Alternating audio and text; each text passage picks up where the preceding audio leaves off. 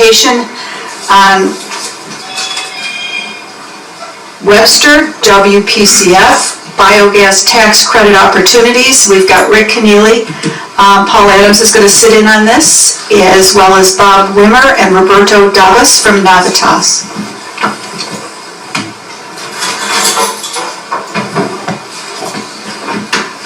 Thank you. I didn't realize when Tom was asking me to come back last month when I was here, I would get to see the interns, because last year I got to see the interns' presentation. So it's a great program. I mean, for everyone in the engineering field, we love to see interns because, as you said, when you hire them, they know what they want to do, and you're not bringing them into a position that they ultimately don't want to do. So I thank you to Webster for hosting that program. I do appreciate it.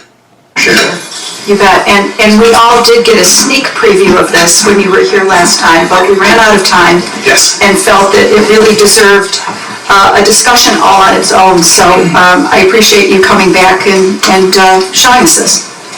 Okay, I appreciate it. So what we want to talk about is a tax credit grant opportunity that has become available to the town at the wastewater treatment plant associated with the biogas that is produced as part of the system. So biogas or digester gas, this is part of the production from the anaerobic digesters. So part of the upgrades to the facility there are the addition of a new 1 million gallon anaerobic digester, and that digester converts solid material into a gas. And it includes both what are known as primary sludge and waste-activated sludge.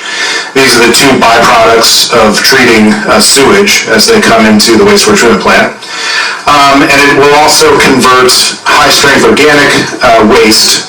So this is the byproducts of food production, such as the Fairlife facility, commercial kitchens, and other entities that produce an organic waste material. Digester gas is primarily energy. It's 60 to 70% methane or natural gas. It includes a fair bit of water vapor. The digester gas is saturated with water. And the remaining components are primarily carbon dioxide, so about 30 to 40% carbon dioxide. So historically, the digester gas was just burned off or vented to the atmosphere. The upgrades to the facility do two things for it. The first is going into the digester boilers. These are commercial boilers that convert the digester gas into heat, and that heat is utilized to heat the digesters, which keeps the biological process going, and that boiler also heats all of the digester building, so all of the building heat is provided by this boiler. So one of the benefits of this project was this reduced the natural gas purchase for the wastewater treatment plant. So this is about 47% of the average production. Any excess gas production is combusted in the flare, which is in the bottom right picture. So this is both a regulatory and a safety component to the project. And the remaining gas is safely combusted and destroyed in that flare to meet the regulations. But that 53% of the produced gas basically has no financial benefit, so it's just destroyed. So the question comes up is this a potential asset that Webster can do something with? For instance, it can be utilized to reduce utility expenses or potentially create a revenue source. I'll go into detail on that in a little bit. It can be utilized as a marketing tool, such as the way the dry product building was done for bringing potential industry into the Xerox property. And most importantly is this digester gas now provides a potential funding source via a tax credit or grant program that the federal government is now operating. When the project originally started, this tax credit program was not available. It was not in force. It was a legislation that was passed at the end of 2022, and the regulations were put into force in 2023. So when the project first started, this was not an opportunity that Webster was presented with. So in terms of how you get a reduction in utility expenses or create a revenue, there's two main approaches to doing that. The first is to convert that gas into electricity and heat. This is what's known as combined heat and power, or CHP. So the digester gas has the water removed, it's combusted, and then it creates heat and electricity with the potential, the amount of gas out there to produce enough energy to reduce the power consumption at the facility by $100,000 to $200,000 per year. Our initial estimates on this project, we've done some high-level evaluations, is that there's about a $5 million capital investment in order to get the equipment and facilities necessary to put a combined heat and power system in. The second option is what is known as the conversion to renewable natural gas. So this is taking that digester gas and making the equivalent of natural gas that's piped into homes and commercial businesses here. The carbon dioxide and other components are removed from the digester gas. It would be injected into the RG&E gas distribution system, and that gas can be sold back into the system as a revenue source. And based on some discussions with those who buy renewable natural gas, the range of value for Webster is between $300,000 and $600,000 per year in revenue from the sale of that renewable natural gas. This is a more capital-intensive system because of the way the technology is implemented. So our initial high-level estimates are that this is about a $9 million capital investment. So looking at this just as an example, this is a renewable natural gas cleaning system. These are containerized systems that utilize a series of membranes to remove the carbon dioxide and then produce natural gas at the end of the day. So one of the other things we talked about as a potential advantage of this is through the viability of a marketing tool for this. When Fairlife first was evaluating different towns and municipalities for the placement of their new facility, one of the things that drew them to Webster, as we talked to them after the fact, was the dry product or the fertilizer production facility that is currently under construction at the wastewater treatment plant. That for Fairlife was very important because it allowed them to meet their internal goals of taking waste from their facility and turning it back into the farms that produce the milk that they then process. So they liked the idea of closing the loop of taking nutrients out of the milk and then placing it back into the farm fields so that the crops were feeding the cows in a closed loop. So as Webster is continuing to try and get development on the Xerox campus and throughout the rest of the town, the very efficient wastewater treatment plant, low operating costs, and renewable energy production do provide another tool for Webster to potentially recruit industries that are looking for that. And as we spoke to Fairlife after the fact, there were only a few differentiators that made them select Webster, and so the dryer facility was important to them, along with the ability of the wastewater plant to handle their waste. So there are opportunities to turn this into a benefit as you continue to try and develop the economy here. So getting into my least favorite portion of this, but Paul is always ready to jump in as necessary. Again, this opportunity came originally through the Inflation Reduction Act. So there's a clean energy tax credit that allows entities to receive a tax credit for the construction of these facilities. And then the question then comes up, well, Webster doesn't pay any taxes, so how are we going to get a tax credit? One of the components of the Inflation Reduction Act is this Section 6417, And what that did, it said that any entity that does not pay taxes, municipalities, nonprofits, anything like that, they are eligible for, instead of a tax credit, a direct payment grant equivalent to what the tax payment would have been for a tax-paying entity. So, go ahead, Paul. Yep. Yes. Yeah, basically, it's a refundable credit. We'd be filing the renewable energy production credit form, and we'd be filing actually a 990T for that year. We typically don't file a tax return, but we file it just to get the credit. Thanks, Paul. And then one of the questions that came up was, what's the viability of this this program going forward with the change in administration?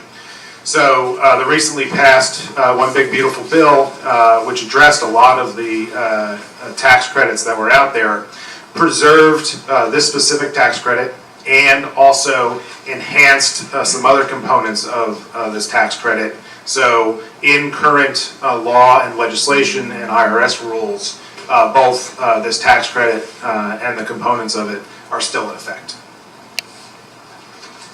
So in order to qualify that, in addition to filing the tax form that Paul mentioned, is 4 basic components of the project.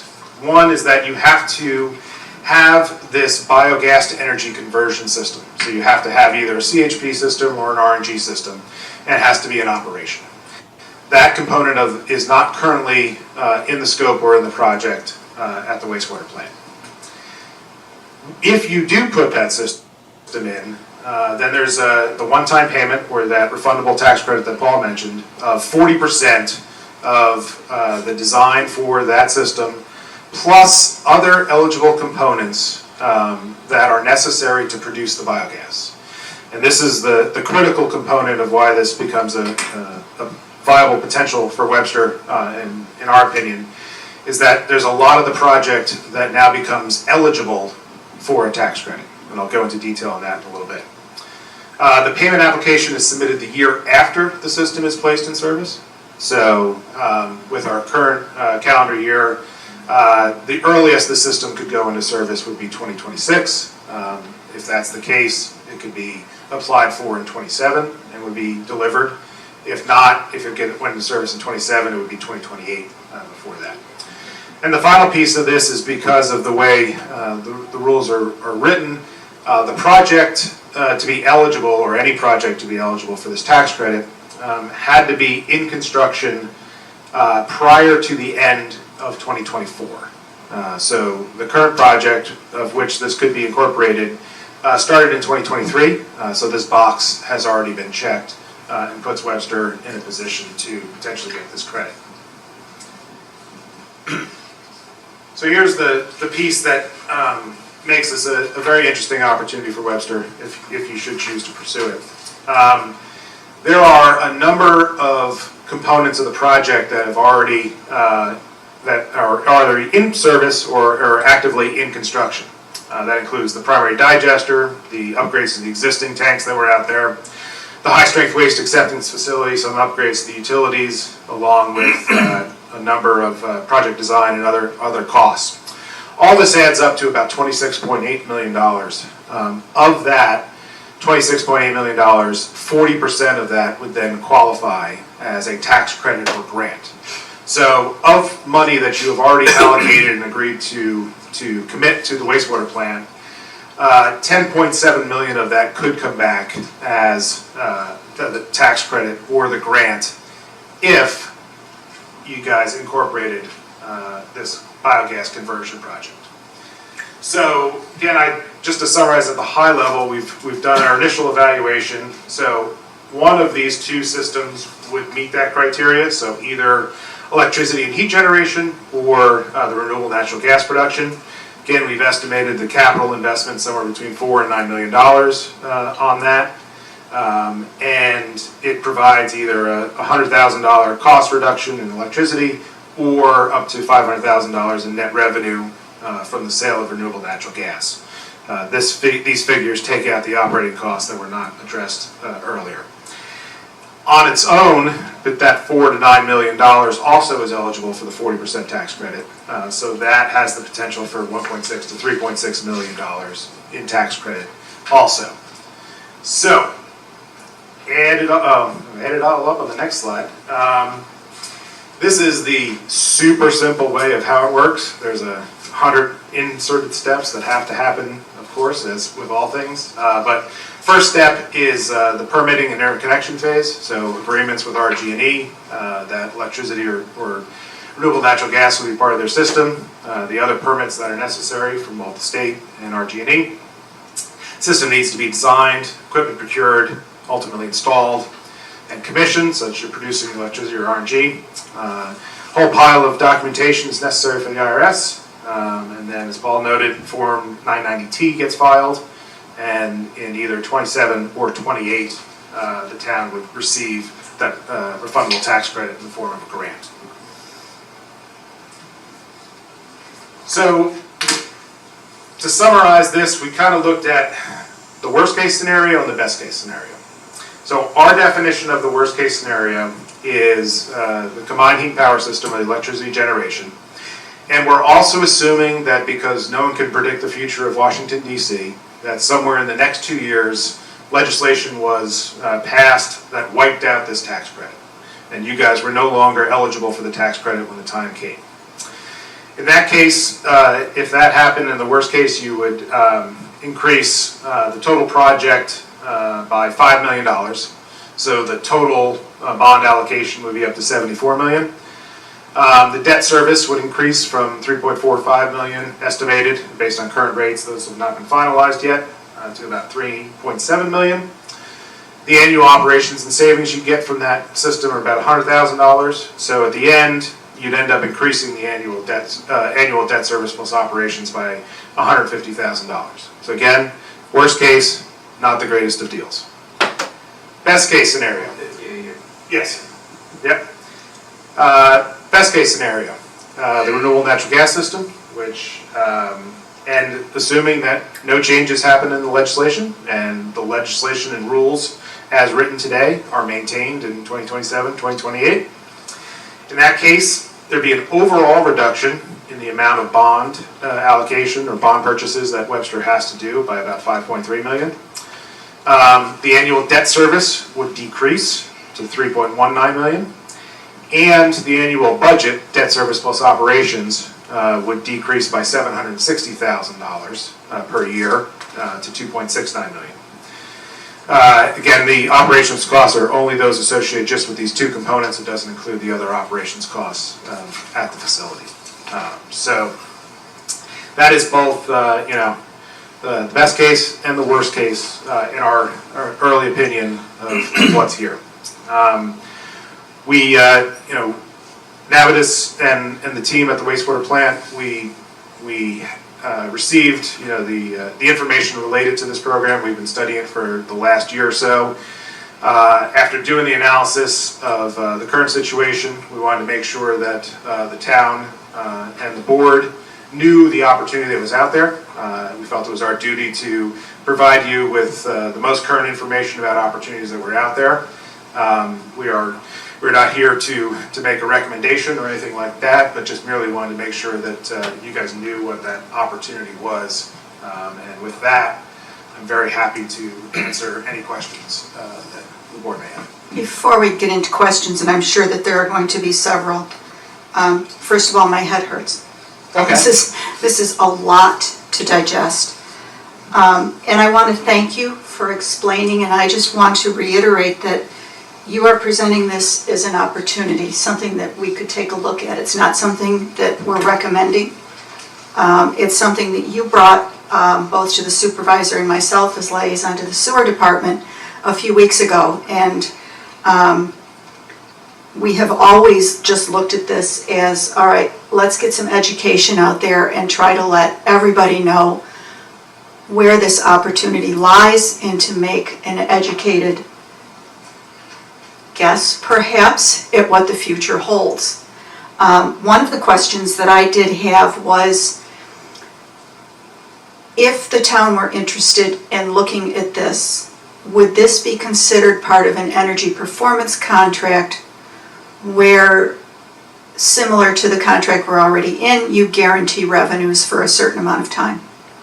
Yes, so in order for this tax credit to be eligible, or Webster to be eligible for this credit, it would be a continuation of the current project, because you're trying to couple the expenditures that you've already made with this expenditure, package it all together and send it to the IRS. So it would be the same energy performance contract.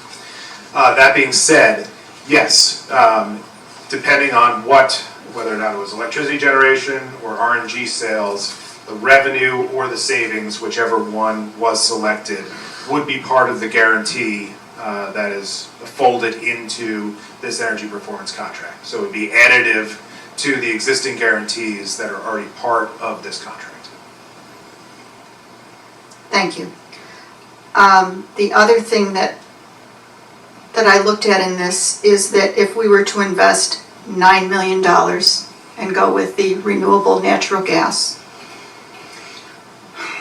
with what we're looking at in possible tax credit for not only that project, but for portions of the project that were already in place, we could possibly get a tax credit of $14.2 million? That's correct. So that the additional 5.2 could reduce the debt that we've already looked at for the project of Phase 2. Yes, so the Phase 2 project, with the $20 million grant that you've already received from New York, is currently bonded at about $69 million and change. So if the RNG option, the best case scenario, where you invested $9 million, was selected and implemented, at the end of the day, instead of bonding $69 million, you would bond $63.7 million. So there'd be a reduction of $5.3 million in total bond indebtedness. Depending on the timing of it, we would either borrow less or borrow a higher amount, but use those tax credit dollars to pay down principal and interest over a period of time. We may get caught because you can only do a bond anticipation note for 5 years, and the last year would be 2027. So we might get in a position where we're going to have to take into a serial bond, and we wouldn't get the credit until 2028, but we could set that money aside and the debt service bond and use that to make principal and interest payments. So it would be the same net effect. I would also point out that if the town decides to proceed with this, we would be hiring a firm or firms to confirm that those components actually qualify and can go to an internal revenue code. Presents a risk. We can say, yeah, we think this qualifies, but we need an expert opinion on that to give us assurance before we proceed. Thank you, I appreciate that. I have one other question, and then certainly I want everyone else to ask theirs. If we were to go with the $5 million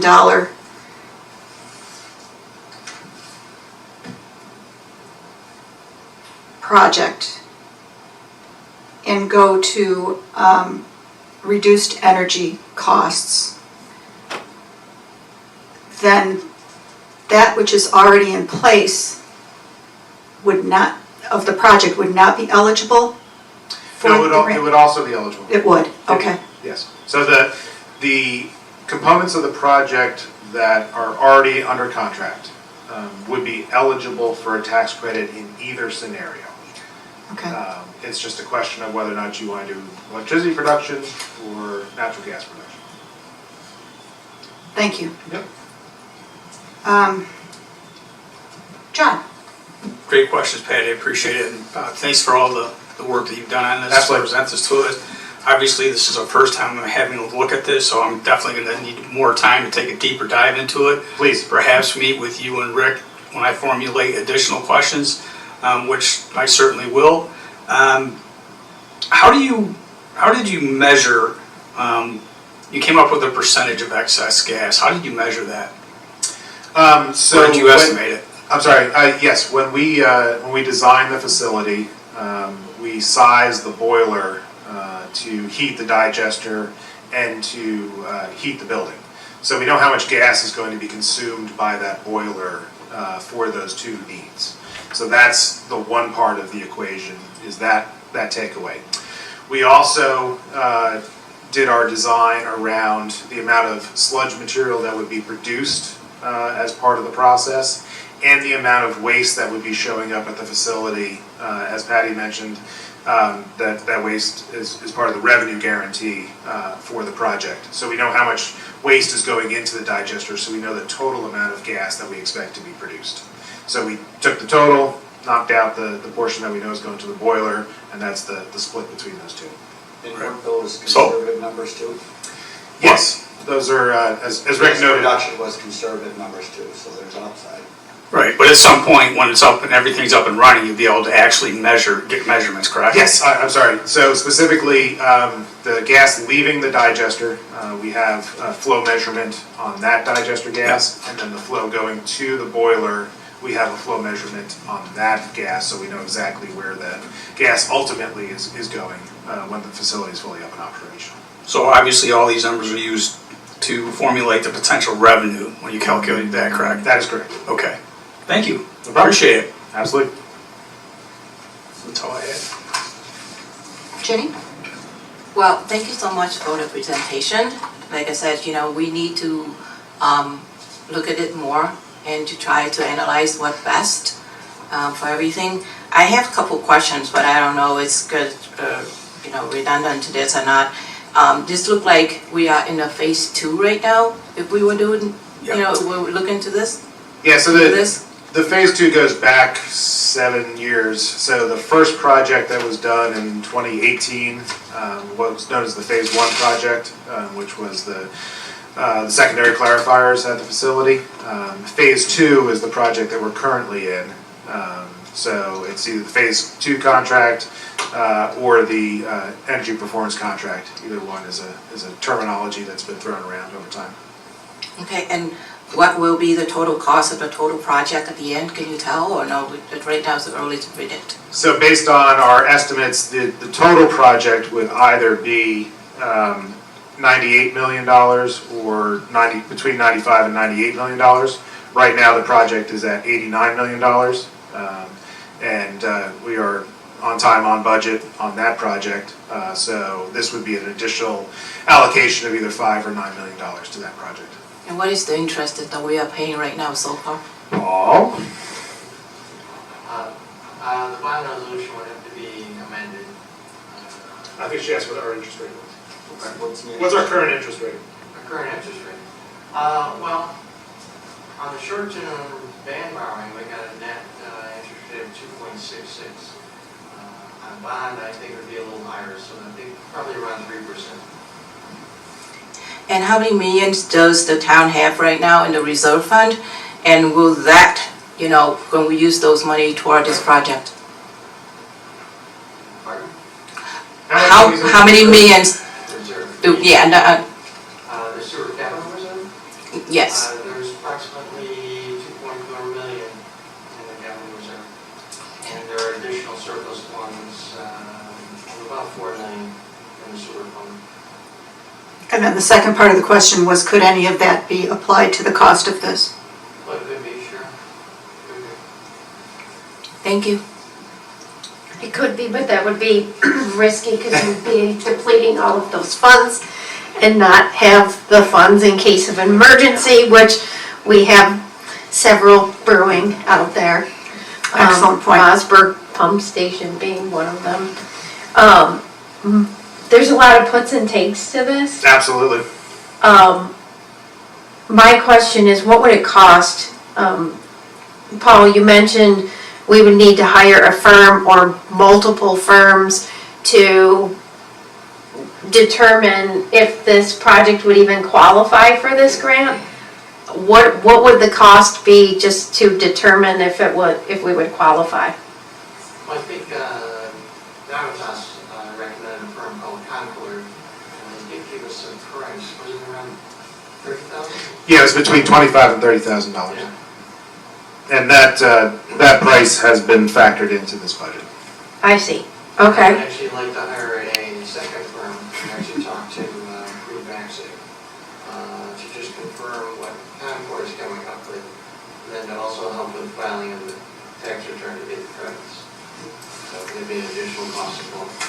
And I think you've already had, I'm sorry, Paul, you've had some preliminary discussions with them to determine whether this was even something that we should entertain the possibility of. Correct. But they haven't given us a formal opinion. Yeah, we need assurance. Yes, exactly. What we think is going to qualify, actually qualifies. I do have another question. We're looking at the cost of building it. Do we have any idea what the annual cost of maintaining this process would be and how we apply that against our potential benefit? Yeah, these numbers, the annual operation savings or revenues, factor in the operating and maintenance costs of the facility. They do, So, okay. yes. Thank you. So all great questions. And I don't know if this is feasible or not, but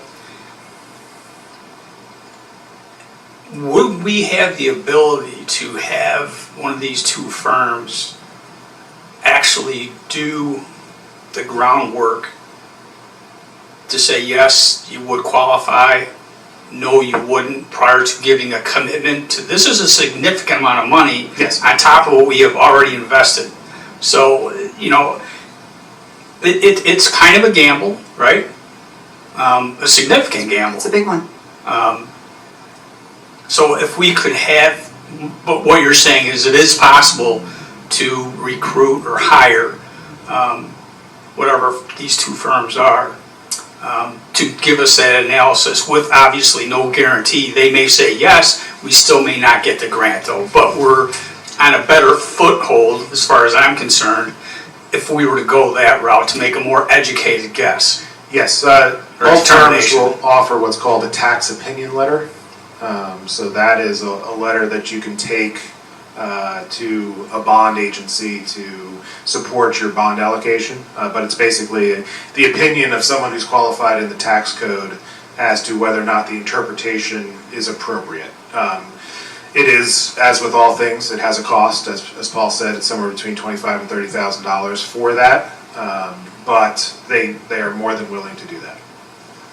Generally, the IRS will grandfather in projects that are already in process. Obviously, there's no guarantee of that.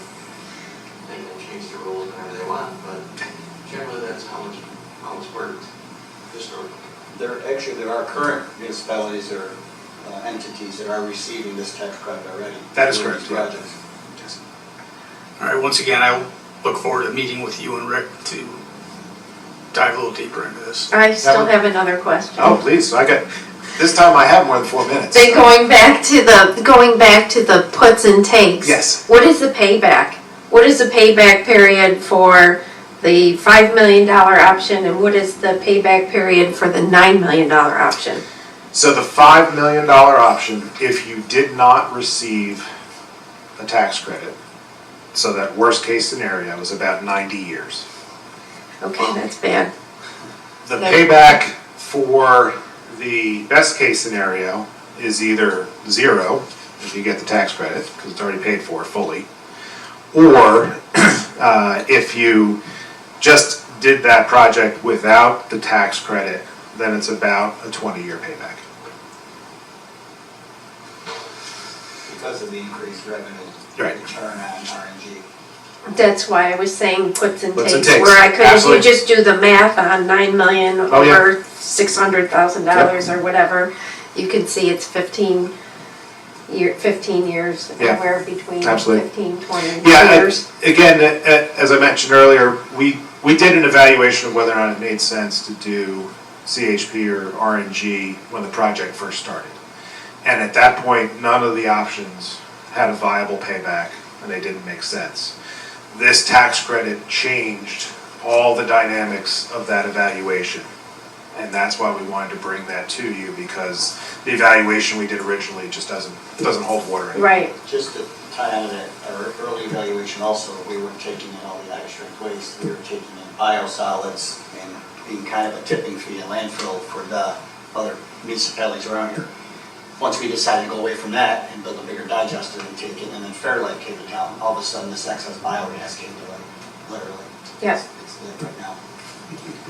Could you give us, some example, the municipality that are currently have this in effect and they got the grants? Sure, so Navitas itself has received rebates from three municipalities in the Midwest, the city of Shawnee, Morgan County Schools, and Fort Osage, which is in Missouri. They have all received tax credit grants back.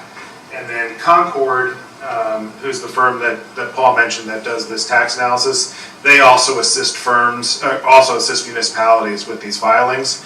They have received projects in Georgia, Missouri, Illinois, and Alabama. However, due to their non-disclosure agreements they have with those entities, I'm not able to share the specific names of those places. But if you engage in a conversation with Concord as a municipality, they would be willing to give you more details on the projects that they have worked with. So that's 7 entities that I know of in the U.S., and there are many more. Okay, because that New York is a little bit complicated, so. Oh, I know New York is complicated. A little bit. A little bit, yes. That could be the understatement of the evening. Get a permit to give a sauce demonstration. So, Yes. Heartache. I have 2 questions. Is there anything else, or do we want to look to wrap this up? Good. Okay, well, if the board, decided they wanted to look into this further, talk to me about the timing that would have to happen as far as our deadlines of when the construction has to be continuous. Yep. And when it has to be completed and part of the phase 2 project. Yeah, so if the board elected to move forward, construction would have to initiate on this component of the project before the end of July 2026, so Okay. next year. Okay. The activities involved are the permitting, the purchase of the materials, and the design of the system. So those are the precursors to getting that construction to start. That can be fit within the available time that's left between now and July. And even if it was the next board that decided to take action, it could happen with some. If we did it right, we can make it happen so that we have the construction activity going. There's a generous definition of what continuous construction means in the IRS book. So that's really the next steps are, one, you guys getting confirmation from a third party that you're eligible, that all the components are eligible, the permitting, and then the design of the facility. And then before we're looking at any kind of real true numbers, is there additional engineering that needs to be done? Yes, there's additional engineering that needs to be done for 2 things. One is the permit applications have a certain level of engineering that is required so that you can demonstrate to the utility that you are protecting their systems as you interconnect with them. And secondly, the design of those facilities and the components at the wastewater plant need to be designed and engineered. Would that be an additional fee from Navitas? I assume that Navitas would be doing the engineering.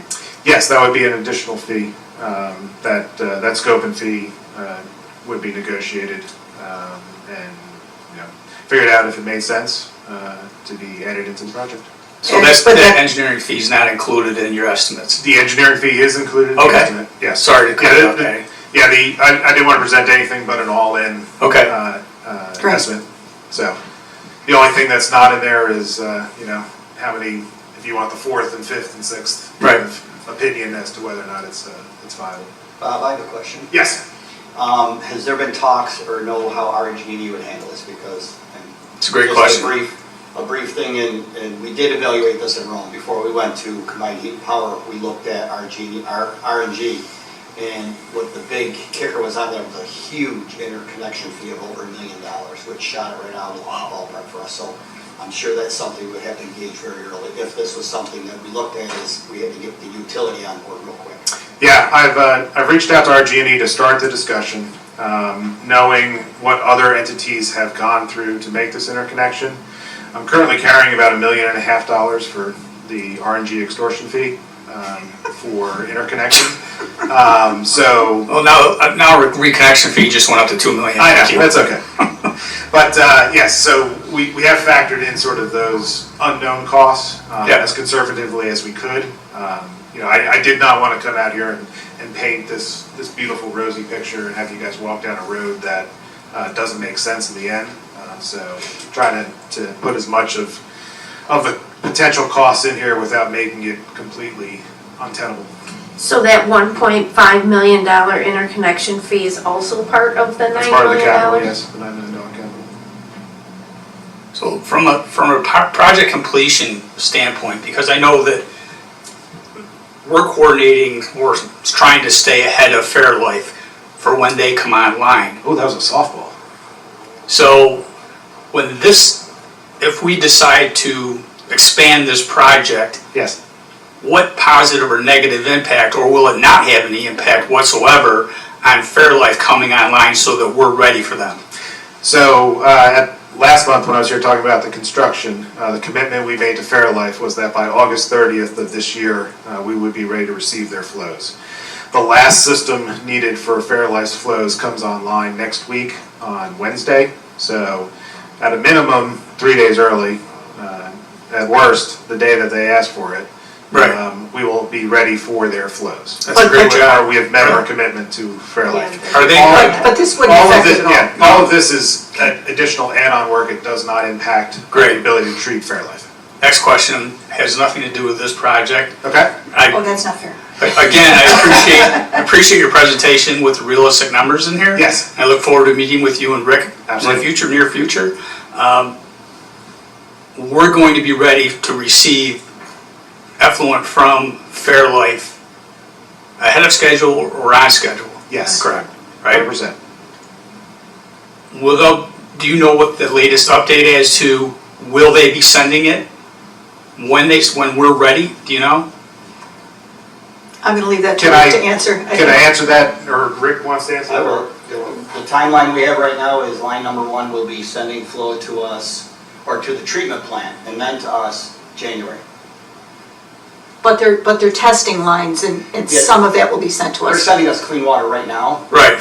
but it's nothing we have to treat. But they're talking January for line 1, February line 2, and April line 3. So full Well, flow I'll tell you what, is- great job getting the phase 2 up and ready for Fairlife, and that was our goal, That was our commitment. right? Yes. So we've met our commitment, we're going to meet it, and that's fantastic, so great work on that by your whole team. That's all I had. I just wish there was more, it seems like a no-brainer to do it. Like, the math and the payback is like immediate. But there's so much risk around this process, or around whatever, around the approvals and does it qualify, et cetera, et cetera. I guess what I would say is whether or not it qualifies and whether or not you are eligible for the credit, I think that risk can be very easily assuaged when you have some outside firms look at it who do these projects all the time. There is no doubt risk in what Washington DC decides to do in the next 2 years. And that is risk that I don't think there's any firm that's going to sign a letter saying that there's not going to be any changes there. That is where the risk lies, because so much of the payback is associated with that tax credit. I have one last question. Yes. I'm just curious, what did we find out about this grant, information, and then why didn't we incorporate it into the phase 2 before, you asking for additional for this? So the phase 2 project was basically designed during 2022 and early 2023. And the contract was signed and construction started in June of 2023. The IRS put out their rules and regulations relative to this tax credit in August of 2023. So it was 2 months after the start of the project that they first promulgated their draft rules. So it wasn't a program that existed at the time that the project first started. Okay, thank you. Also, we would not have enough biogas to make it viable anyways because Fairlife hadn't come to town yet. Right.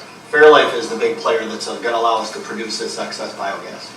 So that's really the other ball that dropped on it for us. Thank you. I don't understand how you can make decisions, how they can't grandfather in the tax credits if you're making decisions on a multiple $1,000,000 system based on a credit and then take it away. Like, I don't get that. I think there's a lot you don't get about There- programs from the federal government. Yes, Well, federal government, to your point, Jennifer, is now backing out tax credits for wind and solar. That's just being announced right now. So, yeah. I really appreciate all the questions that have been asked. I think we're certainly better educated Yep. than when we started 40 minutes ago. And Bob, I want to thank you for the presentation and again for returning to town to explain all this to us. I do want to give us at least 4 minutes before the actual board meeting starts. Sounds good. So I think we're not really prepared to say, okay, go do some more engineering, and Paul, check with Concord and Fried Maxic. Let's talk a little bit more about it, and there may be additional questions that come up. John, you said you'd like to meet with them again. I think that's great, so let's reconvene on this maybe in a month or so, if we can get those conversations going. You know where to find me. Okay, thank you so much. I